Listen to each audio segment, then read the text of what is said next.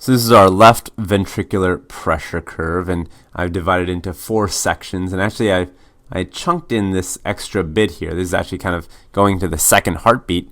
And the reason I did that, remember, is because I wanted to make sure that you can see the entire last chunk of the heart cycle, this blue bit, instead of having to try to remember adding this part in. So just to keep it easy on the eyes, I just kind of went into the next heartbeat to make you kind of see very easily that this is all one part of the cycle in a sense.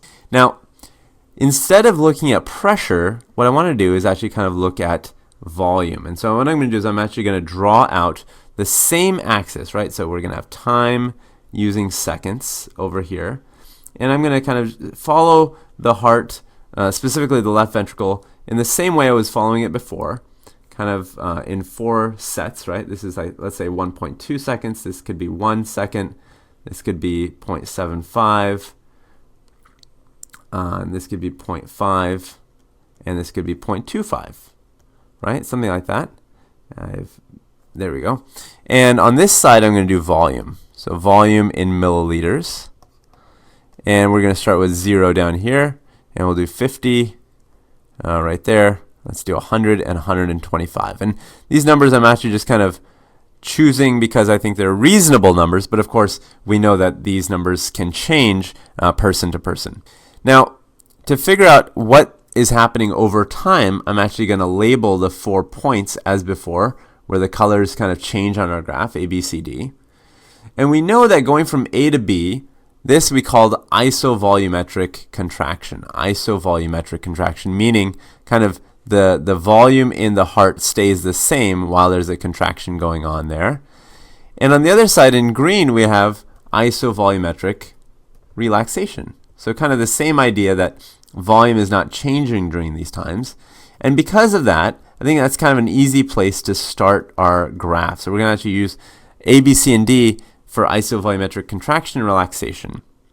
Now when we're talking about contraction, you know that at this point the heart, the left ventricle, is really full of blood, right? When it's about to contract, it's as loaded up as it's going to be. And so these are the 2 points A and B, right?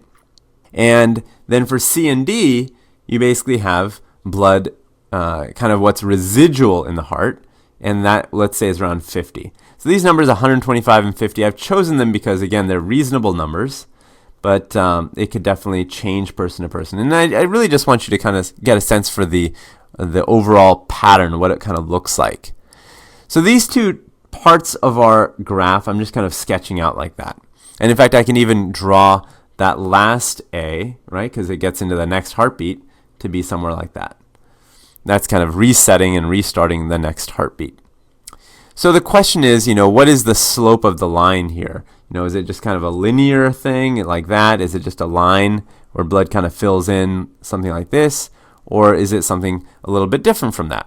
And to answer this question, I think it really is helpful to revisit that old equation, delta P equals Q times R. Something like that, right? And in fact, I'm actually going to blow up 2 sections of the curve. I'm going to blow up one section like this, and I think you'll recognize which sections they are just based on the color and the shape I'm drawing them in, and another section like this, right? So we've got 2 sections, and actually maybe the slope is not quite like that, and it looks maybe like this. So there are 2 sections here, right? The way to kind of apply this idea, delta P equals Q times R, what I want you to do is think about this. Think about section 1, which is right here, and section 2 separately. So this is section 1, and this is section 2. And what's happening in terms of the aortic pressure during section 1? Well, the aorta is, of course, kind of coming in like this, and it, immediately the aortic valve opens, and then quickly the pressure rises, and it rises, and then finally kind of catches up with the aortic pressure or the left ventricular pressure. And then at some point, let's say right here, it's going to kind of do this and have that dicrotic notch we talked about.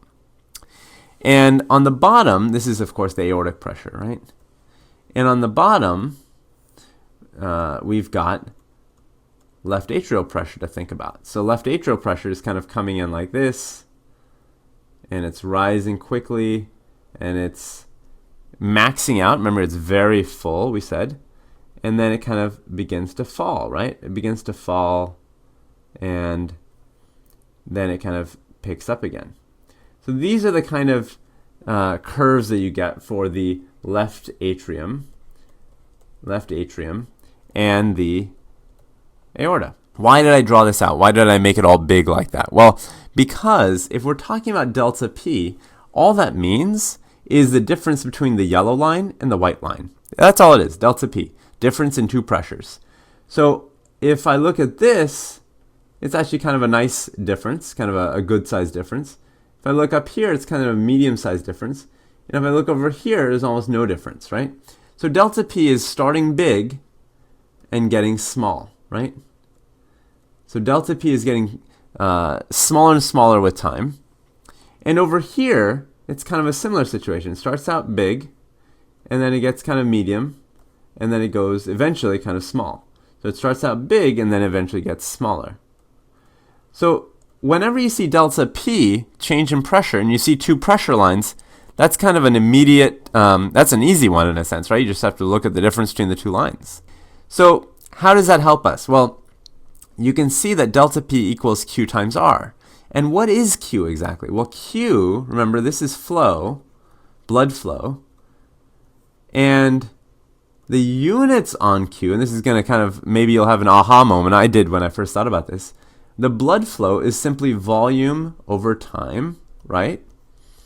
And if you have volume over time, then that's nothing more than the slope of the line. The slope down here on this line is going to be volume over time, right? So if I can show differences in delta P, and I guess here I have to state my assumption. My assumption is that resistance isn't changing much. So this is kind of basically steady.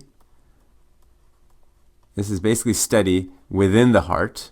There's not huge changes in resistance from heartbeat to heartbeat within the heart. We don't assume that. So really, if you can see a change in delta P, then you'll see a change in flow. And that's exactly what happens, right? So initially, we said that there's a big delta P over here, right? A big delta P with aortic pressure. So that's kind of looking at this point right here. And that means that there's going to be a big flow, that there's a lot of blood flowing, in this case, out of the heart. And if there's a lot of blood flowing out of the heart, then that means that this line, the slope of the line, is going to be really steep and negative. And then eventually, you get kind of a small flow, right? Eventually, the delta P kind of becomes tinier, and the flow becomes less significant. So you get a smaller flow. So you get basically something like that. So instead of that white line, the truth is that you get something that looks more like that yellow line. Now, what about the other side, going from D to A? Well, going from D to A, let me just switch colors here. You have a similar situation. You've got kind of a big delta P initially, right? A lot of blood flowing, this time into the left ventricle, so it kind of rises quickly. And then eventually, it kind of gets smaller over time, right? So eventually, it's going to kind of do this. And that's why on the other side, we have to kind of change that white line as well. So this white line over here is going to change as well. And it's going to look more like that. It's going to look more like that. So this is exactly what the volume time graph looks like. It kind of has this interesting shape. And instead of just kind of having you memorize the shape, I want you to understand where it comes from. So there you go.